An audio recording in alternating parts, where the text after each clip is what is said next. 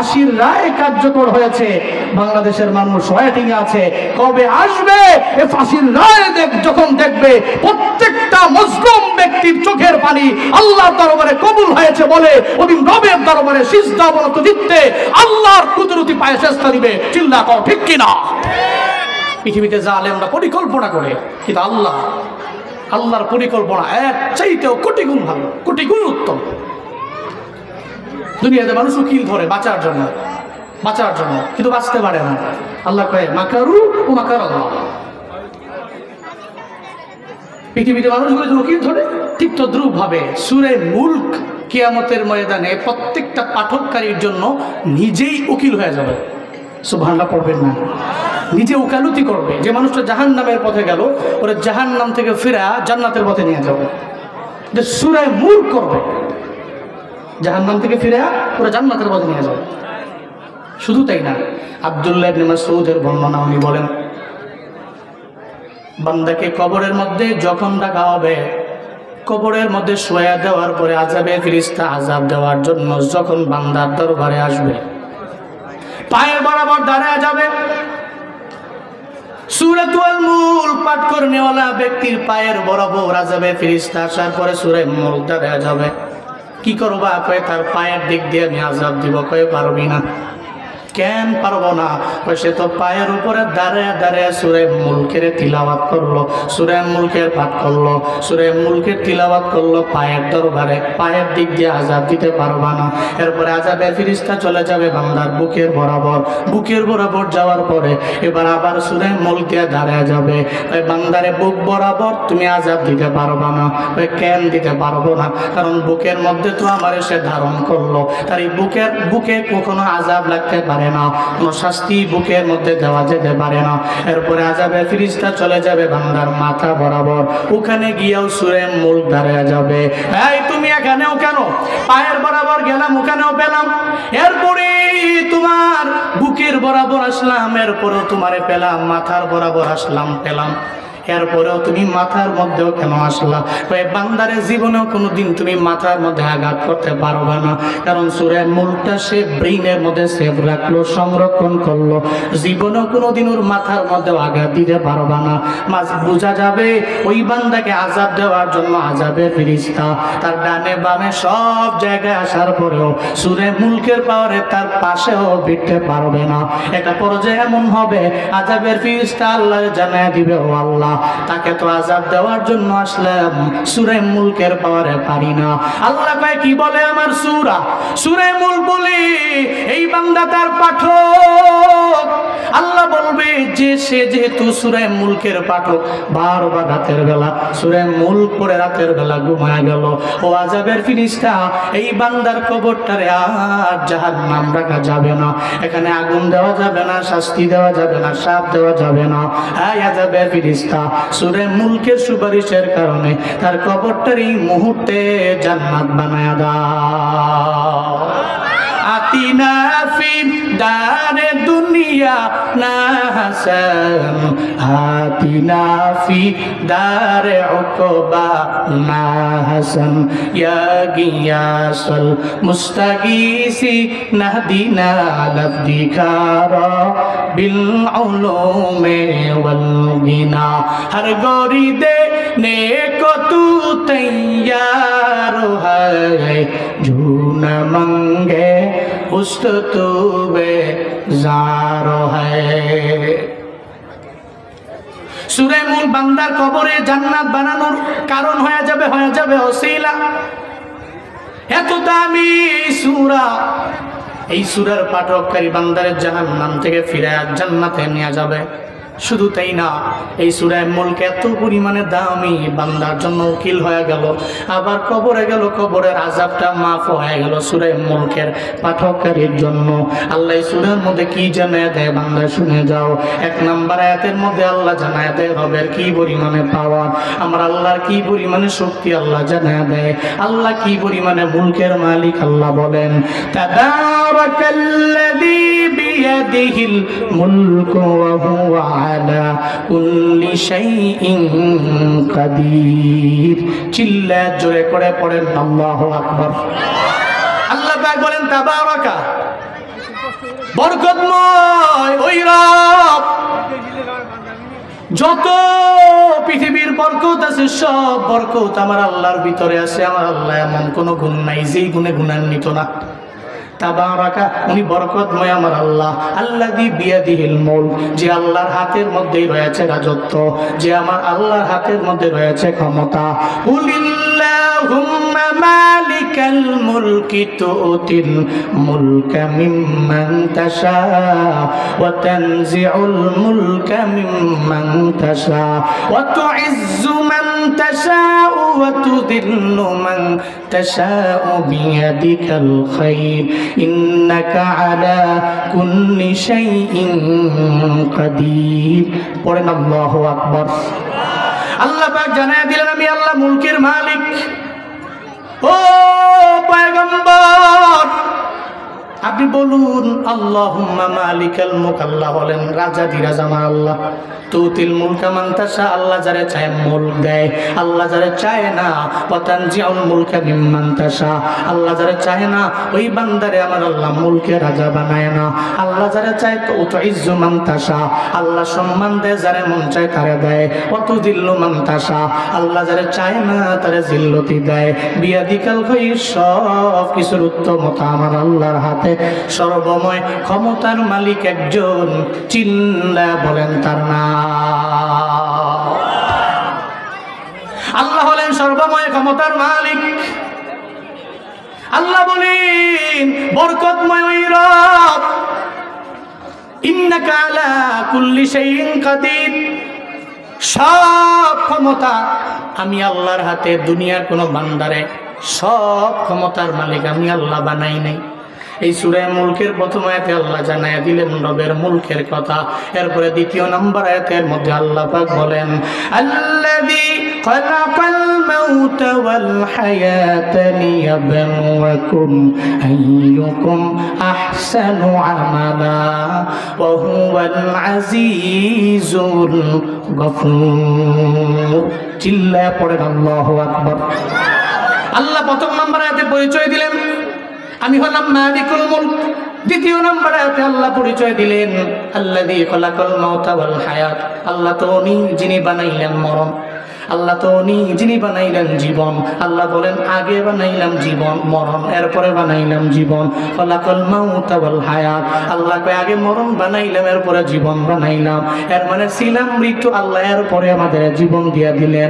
আমার বাবার এক ফোঁটা নাপাক পানি থেকে আল্লাহ আমারে আপনারে বানাইলেন। আল্লাহ পাক বলেন কাইফা তাকফুরুনা বিল্লাহি ওয়া কুনতুম আমওয়াতান ফাআহইয়াকুম সুম্মা ইউমীতুকুম সুম্মা ইউহয়ীকুম সুম্মা ইলাইহি তুরজাউন।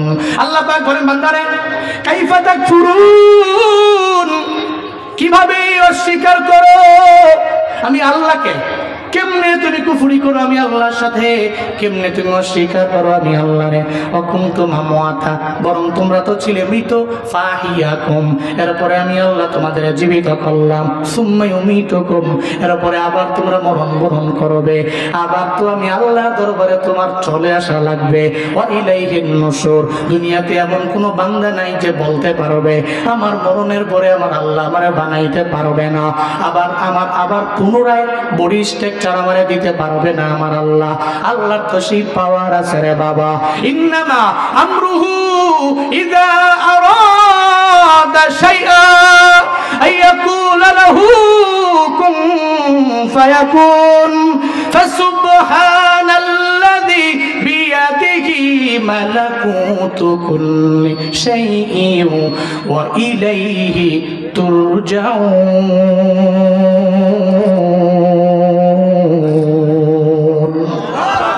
আল্লাহ পাক বলেন আমি আল্লাহ যখন চাই, আমরুহু ইযা আরাদা শাইআ, যখন আমি ইচ্ছা পোষণ করি কিছু করব, তখন আমি আল্লাহর লেবার লাগে না, কোনো ডে লেবারের প্রয়োজন নাই, কোনো শ্রমিকের প্রয়োজন নাই। আমি আল্লাহ তখন বলি আমরা হাজার মারুফের সিগা দিয়ে কুন হও, এটা বলতে দেরি হইতে আর দেরি নাই, কারণ আমি আল্লাহ তো সে পাওয়ার আছে, আমি আল্লাহ সেই ক্ষমতা আছে। আল্লাহ কয় বান্দারে আমি আল্লাহ প্রথমে মরণ বানাইলাম, এরপরে আবার তোরে জীবন দিয়া দিলাম, এরপরে আবার আমার দরবারে আসা লাগবে। মিনহা খালাকনাকুম ওয়া ফিহা নুঈদুকুম ওয়া মিনহা নুখরিজুকুম তারাতান নুকরা।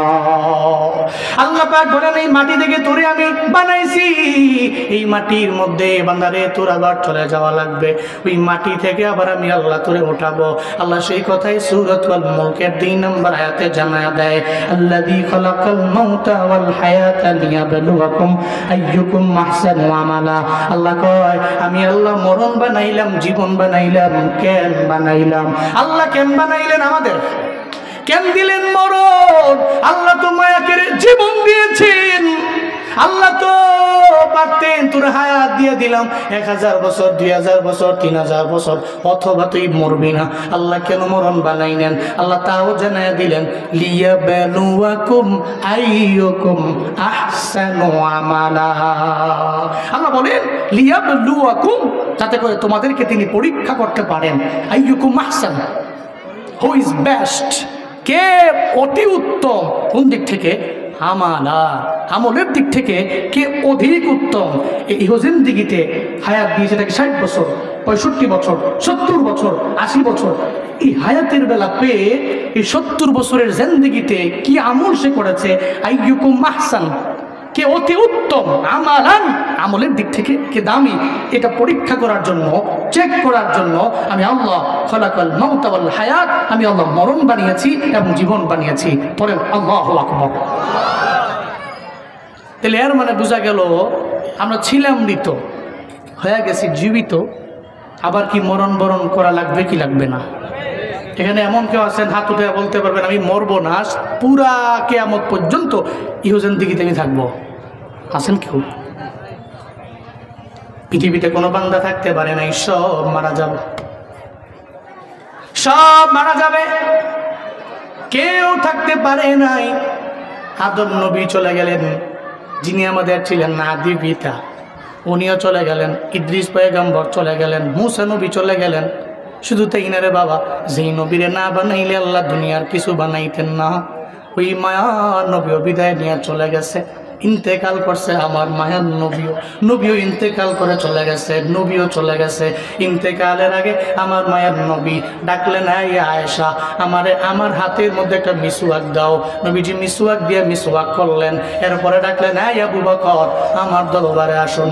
আবু বকর আমার মায়ার নবীর দরবারে যখন যায়, আবু বকর যাওয়ার পরে তাকায় দেখে আবার মায়ার নবীর কপাল মোবারক একটু ঘরমাক্ত অবস্থা। কপালের মধ্যে সুন্দর করে একটা চুমু দিয়ে আমার নবীরে বলে, নবী কেন ডাকলেন? কেন আপনি সাহিত্য অবস্থায় কেন বসতেও পারেন না?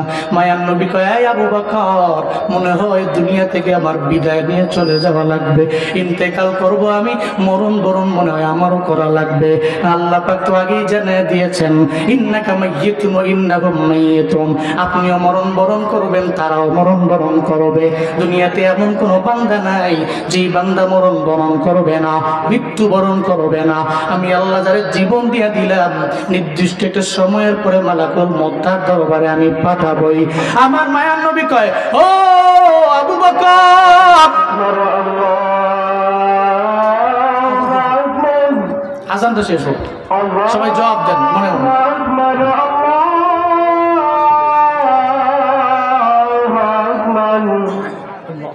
أشهد أن لا إله إلا الله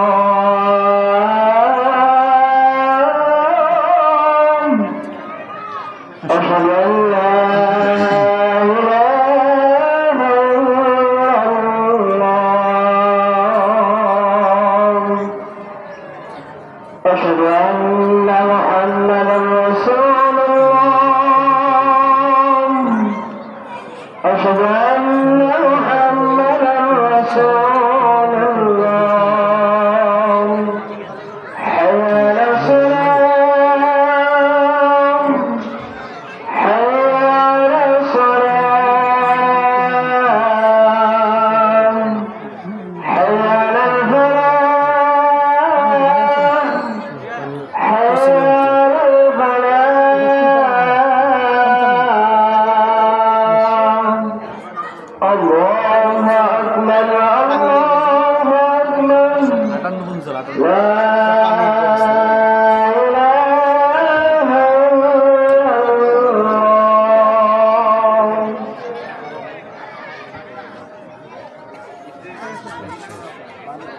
আলহামদুলিল্লাহ। আবু বকর রাদিয়াল্লাহু আনহু নবীজির কাছে আসলেন। নবীজির কপাল মোবারক ঘেমে ছিল, গরমাক্ত অবস্থায় ছিল। তা আবু বকর এসে নবীজিকে বলছেন, কপালে একটু চুমু দিয়ে বলতেছেন, পয়গম্বর আপনি তো আমাকে বলতেছেন আপনি বিদায় নেবেন, কিন্তু আপনাকে ছাড়া থাকবো কি করে আমি? হযরত আবু বকর আমার মায়ার নবীর চোখের পানি দেখে নিজেও চোখের পানি ফালায় কান্না করে আর বলে, নবী আমার, আমি আপনাকে ছাড়া কেমনে থাকবো? যদি বিদায় দিয়া চলে যান, আমি আপনার না পাইলে আমার জীবনটা কেমন হয়ে যাবে? হযরত আবু বকর চোখের পানি ফালায় কান্না করেন। মায়া নবী জানায় দেয়, আমার আবু বকর রে, আমি বাঁচবো না, দুনিয়া থেকে বিদায় নিয়ে চলে গেল, অসুবিধা নাই। মুমিনেরা মরণের ডরায় না। মুমিন যদিও মরণ বরণ করে, মৃত্যুবরণ করে, মরণের ডরায় না। কারণ মরণটা তার জন্য একটা খাল, ওই খালের ওপার হচ্ছে আমার আল্লাহ, খালের এপার হচ্ছে আমি নিজে। মুমিন নিজে, মুমিন ওই খাল থেকে পার হতে দেরি, আল্লাহর সাথে মুলাকাত করতে দেরি হয় না। তুহফাতুল মুমিনিল মাউত, মুমিনের তুফা হলো আল মাউত। মুমিনের পুরস্কার হলো, মুমিনের জন্য হলো মরণ। এই মুমিন তো মরণ বরণ করবে, এটাই স্বাভাবিক ব্যাপার। তবে এই মরণকে উনি ডরায় না। উনি জানে এটা আমার জন্য একটা হাদিয়া, এটা আমার জন্য একটা পুরস্কার। আমি যদি মরণ বরণ করতে পারি, এরপরে মোলাকাত হবে আমার রবের সঙ্গে, আমার রবের সঙ্গে হবে আমার মোলাকাত। এই জন্য সাহাবায়ে কেরামদের আমার নবী জানায়া দিল, ও সাহাবায়ে কেরামেরা, তোমরা মরণ বরণ করবে, অসুবিধা নাই, তবে মরণ বরণের আগে তোমরাও জানতে পারবে যে মারা যাবা। বলে কেমনে জানবো নবী আমার? যদি আমলের লাইনে অগ্রগামী হয়ে যাও, আমলের লাইনে অগ্রগামী হতে পারলে তাহলে মৃত্যুর আগেও বুঝতে পারবে যে তোমার মরণ হয়ে যাবে। এই জন্য দেখবেন নেককার লোকেরা 40 দিন আগে থেকেই মানুষের দ্বারে দ্বারে যায়, সব আত্মীয় স্বজনের দরবারে গিয়া বলে, আবার মাফ করে দিও। চায়ের দোকানে যায় না, ওখানে বারবার যায় না, আগে যেই হঠাৎ করে যাওয়া বন্ধ করে দিল। ওখানে যা বলে, আমার প্রতিবেশীরা আমারে মাফ করে দিও, আমার কথায় ভুল হয়ে গেলে আমারে ক্ষমা করে দিও, মনে হয় দুনিয়ার মধ্যে আমি বাঁচবো না। এর মানে বোঝা গেল, আপনি নেককার হন, বদকার হন, যাই হন না কেন, আপনি পয়গম্বর, পয়গম্বররাও যদি মারা যেতে পারে, এর মানে আপনিও মারা যাবেন। সাহাবায়ে কেরামরাও চলে গেল। আল্লাহ কয়, বান্দা তোমার মরণ নিশ্চিত, তবে কোন জায়গায় হবে, কিভাবে হবে তোমার জানা নাই। নেককার যেই মানুষগুলো হবে, এরা বুঝতে পারবে যে আল্লাহর সাথে আমার মোলাকাতের বেলা, আল্লাহর সাথে আমার মোলাকাত করার সময় এটা অটোমেটিক্যালি আমার কাছে চলে আসতেছে।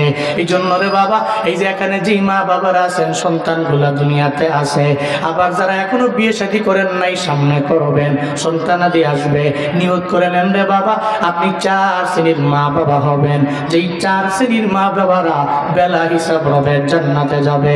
4 শ্রেণীর মা বাবা আল্লাহর দরবারে বেলা হিসাব জান্নাতে যাবে। এদের মধ্যে 1 নাম্বার তারা যারা হলো শুহাদা, শুহাদাদের মা বাবা, এরা বেলা হিসাব আমার রবের জান্নাতে চলে যাবে। এই জন্যই সাহাবায়ে কেরামের বিবিরা, সাহাবায়ে কেরামেরা, এরা সন্তানদের যুদ্ধের ময়দানে পাঠাইতো, এদের জানা আছে এই সন্তানটারে যদি আমি যুদ্ধের ময়দানে পাঠাইও, যদি নিজের শহীদ বানায় নেয়, তাহলে তার উসিলায় তো আমি জান্নাতের মধ্যে যেতে পারবো। 1 নম্বরে শুহাদাদের মা বাবা জান্নাতি। 2 নাম্বার, মাদ্রাসায় সন্তানটারে পড়াইছো, যেই সন্তানটারে মাদ্রাসায় পড়াইলা, ওই সন্তানটা তোমার নিয়ে যাবে জান্নাতে। যেই মাদ্রাসার মধ্যে পড়াইয়া হাফেজ বানাইলা, আলেম বানাইলা, ও কোরআন পড়লো, কোরআন অনুযায়ী নিজের জিন্দেগিটা পরিচালনা করলো।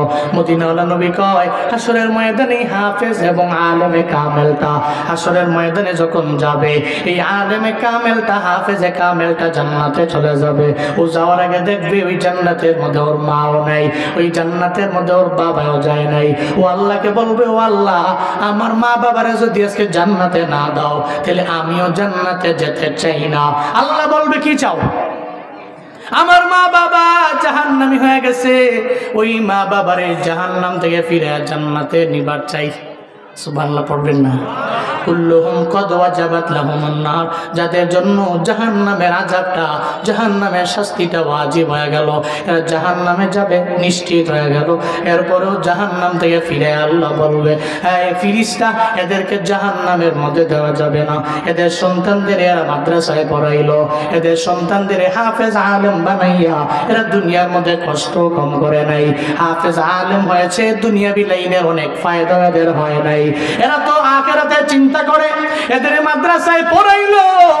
ও ফিরিস্তা, এই বান্দাগুলোর জাহান্নামে দেওয়া যাবে না। এদের সন্তানের দোয়ার বদৌলতে, রিকোয়েস্টের বদৌলতে এই মা বাবার জাহান্নাম থেকে ফিরে জান্নাতের মধ্যে ঢুকা দাও। এর মানে মাদ্রাসায় যদি আপনার একটা ছেলে দেন অথবা মেয়ে দেন, ও বাবা, এই ছেলে আপনার জান্নাতে যাওয়ার কারণ হয়ে যাবে, আপনার এই মেয়েটা আপনার জান্নাতে যাওয়ার কারণ হয়ে দাঁড়াবে। শুধু তাই না, নবীজি বলেন 3 নম্বরে ওই মা বাবা জান্নাতি, যেই মা বাবার একটা নাবালেগ অবস্থায় সন্তান মারা যায়। নাবালেগ অবস্থায় মারা গেল, ও বালেগ হতে পারে নাই, ও মাত্র 1 বছরে মারা গেল, না হয় 2 বছরে মারা গেল, না হয় 5 মাসে মারা গেল, 6 মাসে মারা গেল। এই নাবালেগ অবস্থায় যে যার সন্তান মারা যায়, আল্লাহ এই মা বাবা গুলোর জান্নাতের মধ্যে দিয়ে দিবে। এই 4 নম্বরে যেই মা বাবার সন্তান একটা পাগল আছে, তবে ওই পাগলটা সে জন্ম থেকেই পাগল হয়ে গেল, ওই পাগল তো জান্নাতি, তার কোনো হিসাব নাই, তার হিসাবও লাগবে না। আসরের ময়দানে আল্লাহ পাগলে বলবে, এই পাগল, তুই দুনিয়াতে কিছুই বুঝলা না, তুই তো এমন পাগল ছিলি, এই পাগল, তুই তো অন্ধ ছিলি, অথবা পাগল ছিলি, অথবা কানে শুনতি না, তুই আসমান দেখো নাই, জমিন দেখো নাই, কোনো গুনাহ নাই। এই অন্ধ মানুষ যারা, এরাও তো জান্নাতি।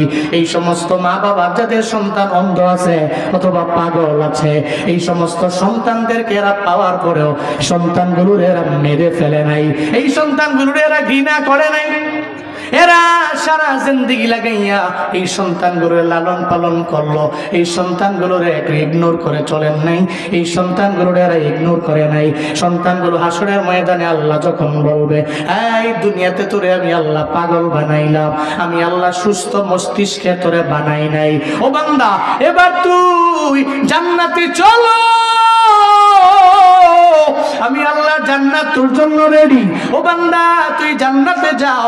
পাগল যাওয়ার আগে বলবে, ও আল্লাহ, আমার মা বাবা তো আমার এত পরিমাণে কষ্ট করে লালন পালন করলো, 60 বছর 70 বছরের জিন্দেগি আমি পেলাম, আমার মা বাবা আমার নিয়ে বিরক্ত হয় নাই, একবেলা খাওয়াই নাই এমন না, আমার মা বাবা আমার সঙ্গে নিয়ে নিয়ে খাওয়াইলো, আমি ছিলাম দুনিয়াতে বড় পাগল।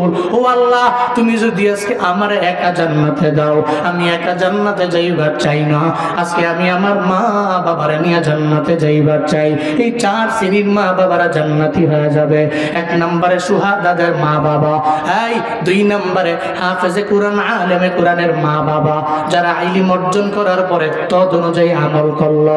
3 নম্বর, যাদের সন্তান নাবালেগ অবস্থায় মারা যায়, ওই মা বাবা, যাদের সন্তান দুনিয়াতে আসার পরে পাগল হয়ে যায়, অন্ধ হয়ে যায়, এই সমস্ত সন্তানের মা বাবা আল্লাহ বাগেদের বেলা হিসাব হবে জান্নাতে দিয়ে দিবে।